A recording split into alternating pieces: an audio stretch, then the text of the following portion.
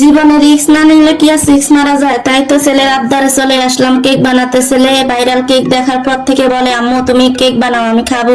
আমি বলছি বাবা এগুলা পারি না আম্মু। তারপর ছেলের আবদারে আমি চেষ্টা করলাম, অনেক ভয়ে ভয়ে কাজ করতেছি, না জানি কেমন হয়। তো শুরু করে দিলাম কেক বানানোর। এখন চলেন আপনারা দেখবেন। তো এখানে আমি সব কিছু দিয়ে কেকটাকে আগে বানিয়ে নিছি, পরে এখন ডেকোরেশন করব। ডেকোরেশন করতে যাই তো আমি চিন্তায় পড়ে গেলাম, না জানি কিভাবে করে। আমি কোনো কেক বানানো শিখি নাই, ইউটিউবও দেখি না ঠিক মতো। তারপরে নিজের অভিজ্ঞতা থেকে যতটুকু পেরেছি, কেকটা কেমন হয়েছে আপনারা কমেন্ট করে অবশ্যই বলবেন। আর আমি অনেক ভয়ে ভয়ে কেকটা বানাচ্ছি, আমার হাত কাঁপতেছে। কেক বানানোর জন্য আমার না কোনো আছে বোর্ড, না কোনো আছে কেনা ক্রিম লাগানোর ওই ছুরি, কিছুই নেই। কিন্তু আমি ঘরে যা ছিল তা গুলো দিয়ে আমি কেকটাকে বানানোর চেষ্টা করছি। পরে এগুলা যা যা ঘরে ছিল একটা প্লেটের মধ্যে রেখে আমি কেকটা বানাচ্ছি।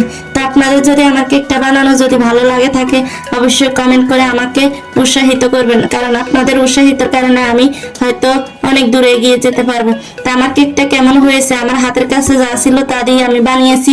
আর আপনারা বলবেন, অবশ্যই আপনাদের সাপোর্ট চাই। আর আমার ছেলের আবদারে কেকটা কেমন হয়েছে সেটাও বলবেন। তো সবাই ভালো থাকবেন, আল্লাহ হাফেজ। আর কেকটা খেতে কিন্তু মজাই হয়েছে।